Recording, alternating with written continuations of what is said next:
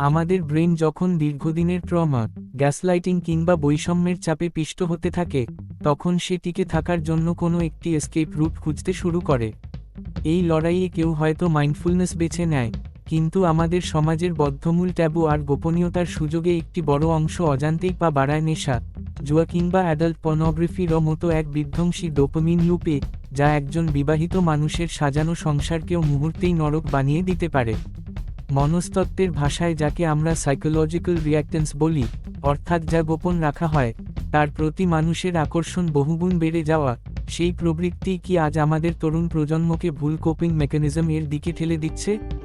এই আসক্তির চক্র থেকে মুক্তি পেতে ডোপামিন ডিটক্স কতটা কার্যকর এবং কেন এই বিষয়ে খোলামেলা কমিউনিকেশন একটি প্রোডাক্টিভ জাতি ও সুস্থ পরিবার গড়ার জন্য অপরিহার্য, তা নিয়েই আজকের এই বিশেষ ব্যবচ্ছেদ। Let's go. মানুষ যখন ছোটবেলায় বা বর্তমানে ঘটে যাওয়া কোনো ট্রমা, হাজিং, গ্যাসলাইটিং আর ম্যানিপুলেশন এর শিকার হয়, তখন তার নার্ভাস সিস্টেম মূলত একটি সার্ভাইভাল মোডে চলে যায়। পড়াশোনা কিংবা চাকরি টিকিয়ে রাখার এই নিরন্তর যুদ্ধে নিজের অস্থির ও নেতিবাচক ইমোশনগুলোকে অবদমিত করে রাখা ছাড়া অনেকের কাছে আর কোনো উপায় থাকে না। এই অবদমিত অস্থিরতা থেকে তাৎক্ষণিক মুক্তি পেতে মানুষ মূলত দুই ধরনের পথ বেছে নেয়। অনেক ইন্টেলিজেন্ট মানুষ যেখানে মাইন্ডফুলনেস চর্চা করে নিজের মনকে শান্ত রাখার চেষ্টা করেন, সেখানে একটি বড় অংশ বেছে নেয় এমন সব ট্যাবু কালচার যা আমাদের সমাজে নিষিদ্ধ। নেশাদ্রব্য, জুয়া কিংবা অ্যাডাল্ট পর্নোগ্রাফিতে আসক্তির পেছনে ছোটার মূল কারণ হলো আমাদের ব্রেনের রিওয়ার্ড সিস্টেম। এই কাজগুলো সরাসরি প্রচুর পরিমাণে ডোপামিন নিঃসরণ ঘটায়, যা মুহূর্তের জন্য মনের সব গভীর ক্ষতকে এক ধরনের অ্যানাস্থেসিয়া দিয়ে অবশ করে রাখে। মনোবিজ্ঞানের ভাষায় একে ম্যালাডাপটিভ কোপিং মেকানিজম বলা হয়, যা মূলত কোনো সমস্যার সমাধান নয় বরং যন্ত্রণাকে সাময়িকভাবে এড়িয়ে চলার একটি আত্মঘাতী উপায় মাত্র। বিশেষ করে বিবাহিত জীবনে এই আসক্তিগুলো এক ভয়াবহ রূপ ধারণ করে। অনেক ক্ষেত্রে একজন বিবাহিত মানুষ যখন কর্মক্ষেত্রে বা পরিবারে চরম মানসিক চাপে থাকেন, তখন তিনি এসকেপ হিসেবে পর্নোগ্রাফিরও আশ্রয় নেন। এই কৃত্রিম বিনোদন তার মস্তিষ্কের বাস্তব চাহিদাকে বিকৃত করে দেয়, ফলে নিজের পার্টনারের প্রতি তার স্বাভাবিক আকর্ষণ ও ভালো লাগা হারিয়ে যেতে থাকে, যা একসময় সুন্দর একটি দাম্পত্য জীবনকে বিষিয়ে দেয়। অথচ এটিও আমাদের সমাজে একটি বিশাল ট্যাবু হওয়ার কারণে ভুক্তভোগী ব্যক্তি তার সমস্যার কথা কারো কাছে প্রকাশ করতে পারেন না।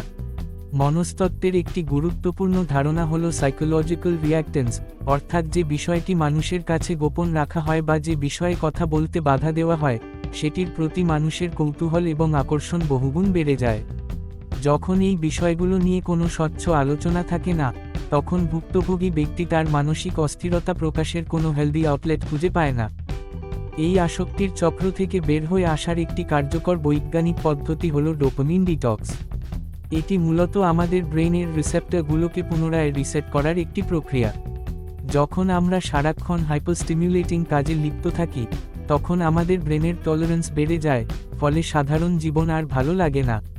ডোপামিন ডিটক্সের মাধ্যমে সাময়িকভাবে এই কৃত্রিম উদ্দীপনা থেকে বিরতি নিয়ে মস্তিষ্ককে পুনরায় সংবেদনশীল করে তোলা হয়, যা একজন মানুষকে পুনরায় ফোকাস ফিরে পেতে এবং সুস্থ জীবনধারায় ফিরতে সাহায্য করে। একটি প্রোডাক্টিভ জাতি বা দেশ গড়তে হলে এই সমস্যাগুলোকে শুধু মরাল ফেলিয়ার হিসেবে না দেখে গভীর মেন্টাল হেলথ ইস্যু হিসেবে দেখা প্রয়োজন। পরিবার থেকে শুরু করে রাষ্ট্র পর্যন্ত যদি ইমোশনাল ইন্টেলিজেন্স, ট্রমা ম্যানেজমেন্ট এবং মানসিকভাবে সুস্থ থাকার কৌশল নিয়ে খোলামেলা কমিউনিকেশন এর পরিবেশ তৈরি হয়, তবেই মানুষ এই সাময়িক ক্ষতিকর বিনোদন ছেড়ে একটি স্থিতিশীল ও গঠনমূলক জীবন যাপনে উৎসাহিত হবে। একমাত্র স্বচ্ছতা এবং কার্যকর সামাজিক ব্যবচ্ছেদই পারে এই অন্ধকার বৃত্ত ভেঙে আমাদের একটি শক্তিশালী ও কর্মক্ষম ভবিষ্যৎ উপহার দিতে। ভিডিওটি আপনার ভালো লাগলে লাইক দিন এবং এই ধরনের গুরুত্বপূর্ণ বিষয় নিয়ে সচেতনতা বৃদ্ধিতে ভিডিওটি আপনার বন্ধুদের সাথে শেয়ার করুন। আমাদের কমিউনিটির অংশ হতে এখনই ভাইব অফ ঢাকা চ্যানেলটি সাবস্ক্রাইব করুন এবং বেল বাটনটি বাজিয়ে দিন যাতে পরবর্তী কোনো আপডেট মিস না হয়। ধন্যবাদ আমাদের পাশে থাকার জন্য।